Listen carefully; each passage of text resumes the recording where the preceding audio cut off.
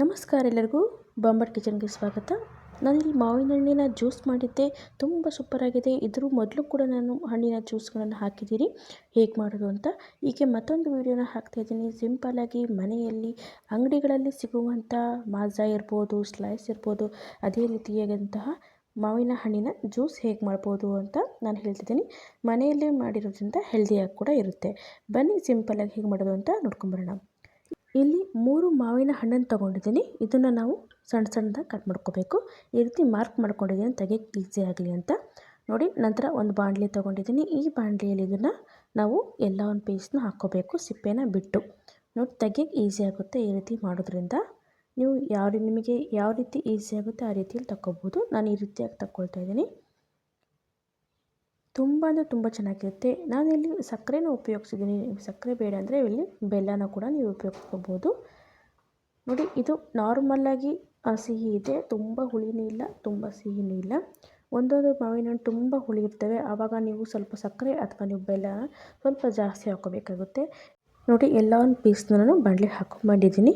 ನಂತರ ಇದಕ್ಕೆ ನಾವು ಸ್ವಲ್ಪ ನೀರನ್ನು ಆ್ಯಡ್ ಮಾಡಬೇಕು. ಈ ಮಾವಿನ ಹಣ್ಣಿನ ಪೀಸ್ ಏನಿದ್ದಾವೆ ಅದು ಮುಳುಗೋವಷ್ಟು ನೀರನ್ನು ಹಾಕಿಬಿಟ್ಟು ನಾನು ಇಲ್ಲಿ ಗ್ಯಾಸ್ನ ಆನ್ ಮಾಡ್ತಾಯಿದ್ದೀನಿ. ಹಾಗೆ ಇಲ್ಲಿ ಅರ್ಧ ಕಪ್ಪಷ್ಟು ನಾನು ಸಕ್ಕರೆನ ಹಾಕ್ತಾಯಿದ್ದೀನಿ. ನೀವು ಸಕ್ಕರೆ ಬೇಡ ಅನ್ನೋರು ಬೆಲ್ಲ ಹಾಕ್ಕೊಳ್ಳಿ. ಆದರೆ ಅಂಗಡಿಗಳಲ್ಲಿ ಸಿಗುವ ಟೇಸ್ಟ್ ಬೇಕು ಅಂದರೆ ಸಕ್ಕರೆ ಹಾಕಿದ್ರೇ ಟೇಸ್ಟ್ ಬರೋದು. ನೋಡಿ, ನಂತರ ಇದು ಚೆನ್ನಾಗಿ ಕುದಿಸ್ಬೇಕು ನಾವು. ನೋಡಿ, ಈ ರೀತಿಯಾಗಿ ಸ್ವಲ್ಪ ಮೀಡಿಯಮ್ ಫ್ಲೇಮ್ನ ಇಟ್ಬಿಟ್ಟು ನಾವು ಮಾಡ್ಕೋಬೇಕಾಗುತ್ತೆ. ಈಗ ಚೆನ್ನಾಗಿ ಕುದಿ ಬರಲಿ. ಚೆನ್ನಾಗಿ ಕುದಿ ಬಂದಮೇಲೆ ನಾವು ಗ್ಯಾಸ್ನ ಆಫ್ ಮಾಡಬೇಕಾಗುತ್ತೆ.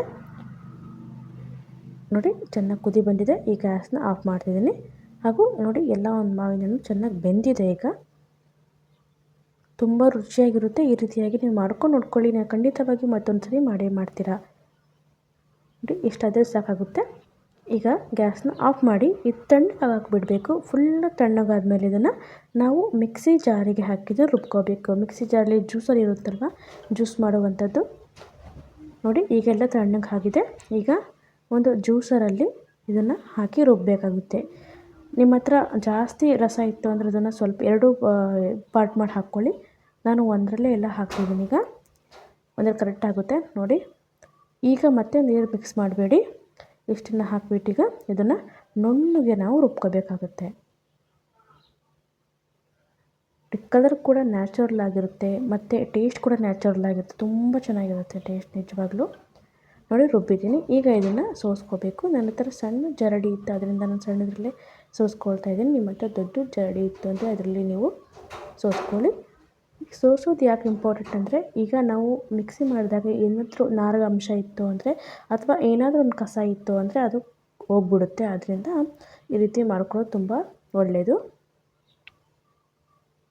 ನೋಡಿ, ಈ ರೀತಿಯಾಗಿ ಎಲ್ಲ ಒಂದು ನಾವೇನು ಜ್ಯೂಸ್ ಮಾಡಿ ಮಾಡ್ಕೊಂಡಿದ್ವಿ ಅದನ್ನು ಕೂಡ ನಾವೀಗ ಸೋಸ್ಕೋಬೇಕಾಗುತ್ತೆ. ನೋಡಿ, ಈ ರೀತಿಯಾಗಿ ನಾರಿನ ಅಂಶ ಇದ್ರದನ್ನು ನಾವು ಯೂಸ್ ಮಾಡೋಕ್ಕಾಗೋದಿಲ್ಲ. ಯಾಕಂದರೆ ನಾವು ಕುಡಿಯುವಾಗ ಮಧ್ಯದಲ್ಲಿ ಸಿಕ್ಕರೆ ಅಷ್ಟು ಚೆನ್ನಾಗಿರೋದಿಲ್ಲ. ಅದರಿಂದ ನಾನು ಎಲ್ಲನೂ ಈ ಥರ ಸೋಸ್ಕೊಂಡು ಬರ್ತಿದ್ದೀನಿ. ದೊಡ್ಡ ಜರಡಿ ಇತ್ತು ಅಂದರೆ ಒಂದೇ ಸಾರಿಗೆ ಎಲ್ಲ ಮುಗಿದೋಗುತ್ತೆ. ನಿಜವಾಗ್ಲೂ ಟೇಸ್ಟ್ ಮಾತ್ರ ತುಂಬ ಚೆನ್ನಾಗಿದೆ. ಹಾಗೂ ಇದರಲ್ಲಿ ಮಧ್ಯದಲ್ಲಿ ನನ್ನ ಮಗ ಕೂಡ ಬಂದ, ನನಗೆ ಐಸ್ ಕ್ರೀಮ್ ಮಾಡಿಕೊಡು ಅಂತ.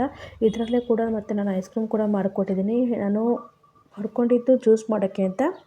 ಮಧ್ಯದಲ್ಲಿ ಅವನು ಐಸ್ ಕ್ರೀಮ್ ಮೋಲ್ಡ್ನ ತೊಗೊಂಬಂದು ನನಗೆ ಐಸ್ ಕ್ರೀಮ್ ಮಾಡಿಕೊಡು ಅಂತ ಹಠ ಮಾಡ್ತಾಯಿದ್ದ. ಆದ್ದರಿಂದ ಐಸ್ ಕ್ರೀಮ್ ಕೂಡ ಮಾಡಿದ್ದೀನಿ.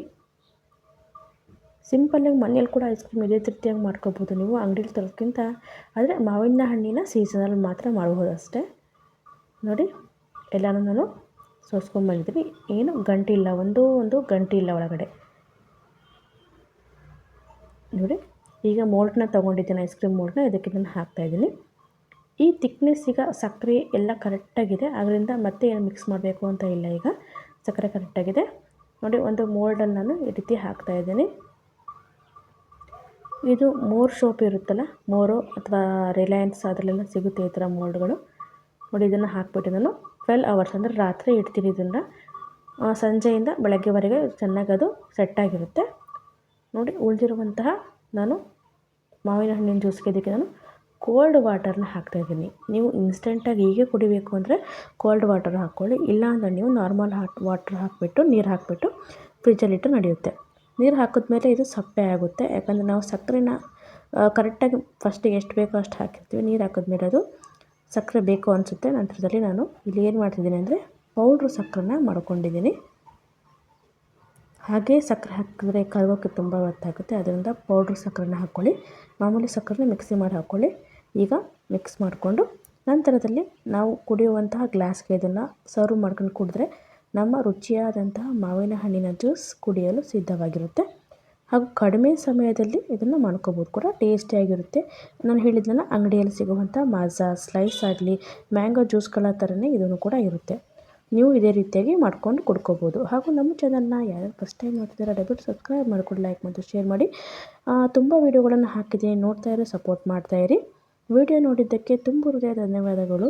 ನೆಕ್ಸ್ಟ್ ವಿಡಿಯೋದಲ್ಲಿ ಮತ್ತೆ ನಿಮ್ಮನ್ನು ಭೇಟಿಯಾಗ್ತೀನಿ. ಅಲ್ಲಿವರೆಗೂ ನಮ್ಮನ್ನು ಮಿಸ್ ಮಾಡ್ತಾಯಿರಿ. ಬಾಯ್ ಬಾಯ್.